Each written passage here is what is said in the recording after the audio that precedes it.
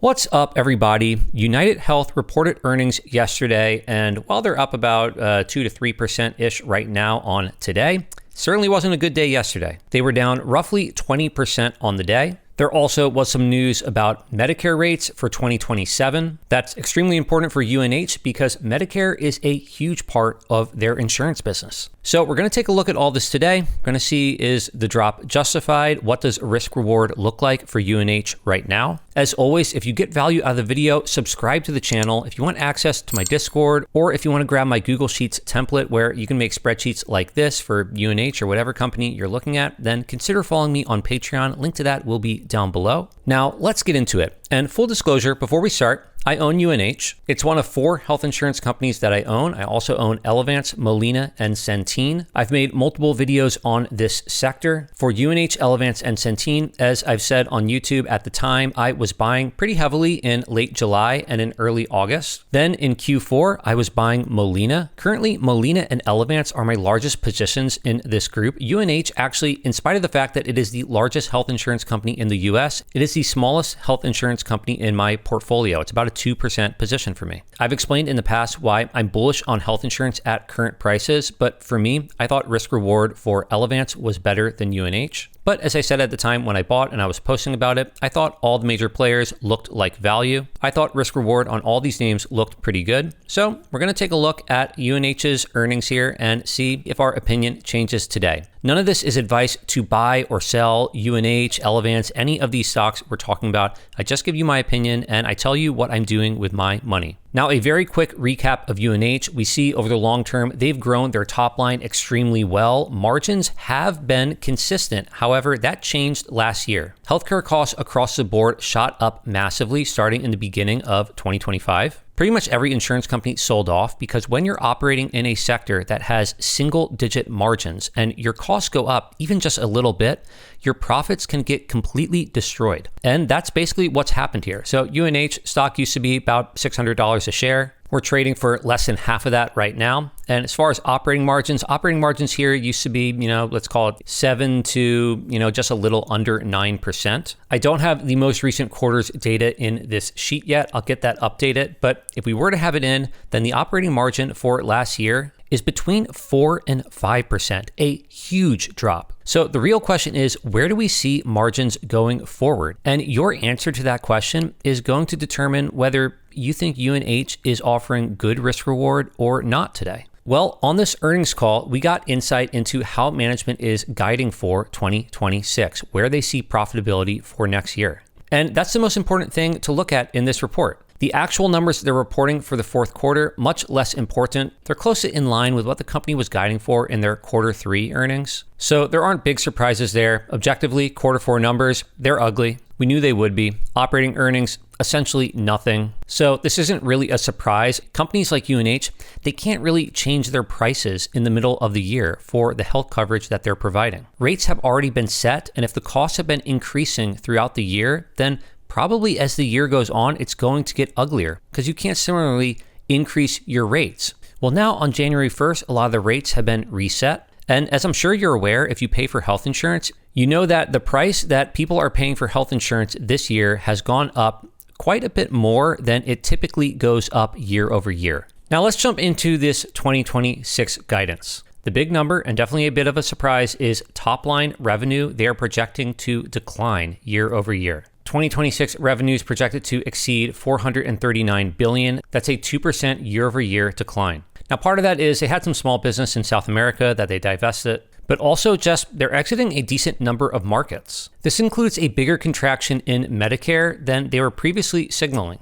We see the projection in year-over-year Medicare Advantage membership contracting 1.15 to 1.2 million people. That's quite a bit. Medicaid funding, bit tight. They're pulling back there. Commercial risk. This includes the ACA marketplace. That's decreasing quite a bit. Overall, membership down roughly 5%. Quite a significant drop. And they said throughout this report and also on the call that they're doing this to right-size their business. Essentially, they're focusing on profitability. They want to get back to margin stability. And if they think they can't operate profitably in a certain market or with a certain population, then they're going to pull back. That's what they're saying. So with this decrease in total membership, what is the improvement in margin looking like that they're projecting? Well, they're saying that they think they're going to get their operating margin back to about 5.5%. That's better than this year, but it's nowhere close to pretty much any other year in recent memory. Again, this company operating margin's been between 7 to close to 9%. And we said for all these insurance companies that it was going to take a couple rate cycles to get back to normalized margins, that the recovery story for UNH, Elevance, Molina, all these companies, it wasn't going to be a one-year story. But this margin guidance is definitely a bit lower than many people, myself included, were hoping for. They're looking at a medical care ratio of just under 89%. This number represents, what percent of premiums is going to actually pay for medical care. This number bounces around a bit from year to year, but for comparison, in 2024, this was between 85 and 86%. And then last year, it jumped up to over 89%. When you have such slim margins, that jump right there is enough to just completely crush your earnings. So guiding for just under 89% for this year, essentially they're saying, we're going to be a little bit better than last year, but we're going to be nowhere close to where we were before. So the question I have when I look at this is, what assumptions are they using for medical costs in 2026 to come up with this number? And on the earnings call, they talked about this. They talked about the medical cost trend. Whenever you hear trend, just think cost inflation, basically.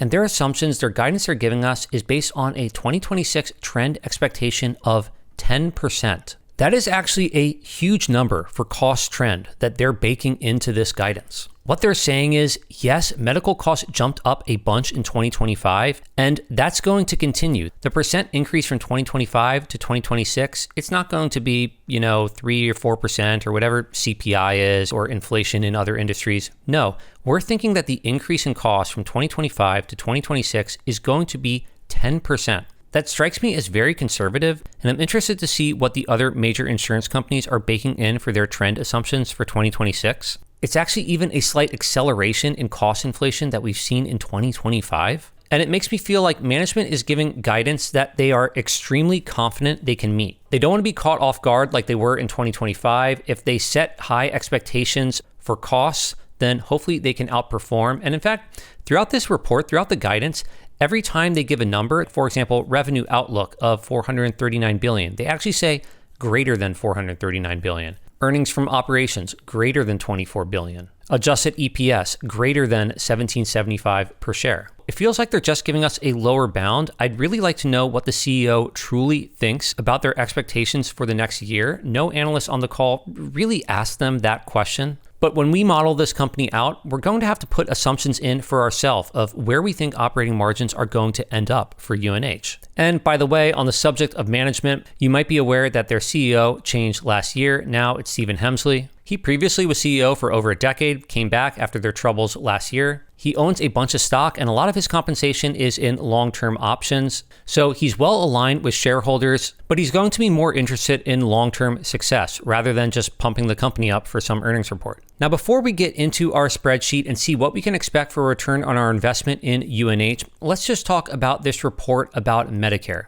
The evening before these earnings, CMS, essentially the government, proposes near-flat 2027 Medicare Advantage rate increases. So Medicare, a federal program, this is a proposal for rates in 2027, so it's not going to affect earnings this year, but still very important, especially for a company like UNH. There's going to be a comments period, some pushback from the insurers. The actual rates aren't going to be set here for a few more months. And by the way, it's not uncommon for the final rates to be higher than what's proposed by the government. But still, they're proposing an increase of 0.09%, which is essentially nothing. Increases are typically like mid-single digits. And again, keep in mind that UNH is guiding for cost trends for 2026 for this year to be 10%. So you have the cost trend going up a lot and the government says, hey, we don't want to pay. So obviously this is going to put pressure on insurance companies that get a lot of their revenue from Medicare Advantage. And we see the stock price moves yesterday from not only this, but also from UNH's earnings report here. This was posted by a member in my Discord group, so thank you for that. And you see in the orange, the gold here, this is Medicare Advantage. So as far as percent of membership, Medicare Advantage, very high for Humana. Then you have companies like UNH, CVS, which owns Aetna, and this has a smaller effect for Elevance and Molina. But even still, this chart, you're looking at membership as a percentage here. So, just to take Molina as an example, this light green, that's Medicaid. That's about 90% of Molina's membership. But Medicaid, that's for low income. Medicare, that's for elderly. The revenue per person for Medicare is way higher than it is for Medicaid. So even though for Molina, Medicare, only like 5-ish% of membership, for revenue, you're talking about 15%. So while this isn't huge for Molina, the core of their business is Medicaid, this still has a bit larger of an effect than you might think just looking at this chart here. And as you see in the stock price movements, the ones with bigger exposure typically had a bigger drawdown yesterday. So we'll see what happens here. Again, this is just a proposal. There's going to be pushback. Obviously, in the coming months, we'll see what these rates are going to be. We'll also see what the cost trend is actually looking like this year across these segments. And now I think it's time we go to our spreadsheet and decide, what we could expect for a return on our investment in UNH stock today. And the numbers I have in here right now for my assumptions about the future, these are the same numbers I had a couple months ago, the last time we looked at UNH. So we'll see, are these reasonable? Do we need to update our assumptions here? Our base case, I was assuming next year revenue growth would be 0%. And then after that, it would be 8%. Again, they're guiding for next year revenue to be down 2% year over year. And while they may be being conservative on their margin guidance a bit, I think on their top line, they probably have a decent amount of visibility. And besides, in my base case, I'm not going to give something more optimistic than the company is guiding for.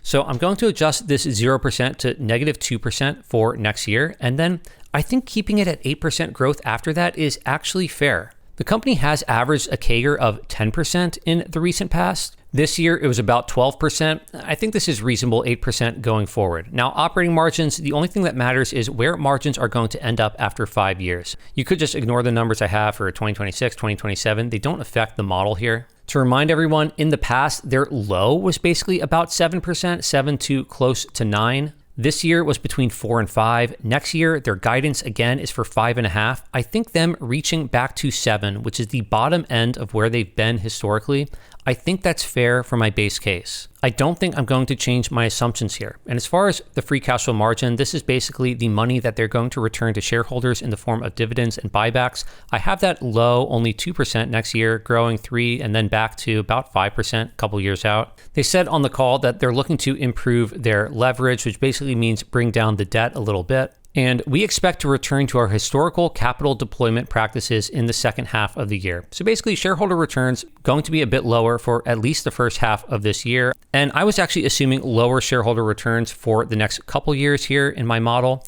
And as far as a multiple, I'm just giving them a 12 times multiple in my base case. Obviously, that's lower than where they have been historically, but health insurance, it's always going to be an industry with some political risk. I don't think they really deserve to trade for a very high multiple. I'm also giving them a negative $5 billion adjustment for a potential settlement for their DOJ case that's ongoing. And if everything in this scenario comes true, I'm looking at a 17% annualized return on UNH stock today. That's about a 120% return over 5 years. I think that's pretty decent for the base case. The price I'm using here, $283. Let me just update that. I know it's been trading today. What is it right now? The price apparently right now, as I'm recording, is $291. So that brings us down to a 16% annualized return. Obviously, a lower price might not make you feel good in the moment, but if all other things are equal, a lower price offers us better risk reward. Now, moving on to our bear case, speaking of risk, I'm going to keep this negative 2% year over year top line growth and then having that grow 5% after that. My numbers here actually for top line are a bit low because I don't have the most recent quarter's data into my spreadsheet. If I put that in, that might affect our results by a very small amount. I will get that updated soon, but it's not going to have a monumental effect on our conclusions. Operating margins, I'm assuming they get to 6% margin. Again, this year, they're forecasting 5.5%. So we're saying maybe they can improve a little bit, but basically this is a new normal. Margins in the long term are going to be structurally lower than they have been for decades. Free cash flow coming back to shareholders, I'm assuming nothing for the next year and then growing to, 4%. And as far as multiple,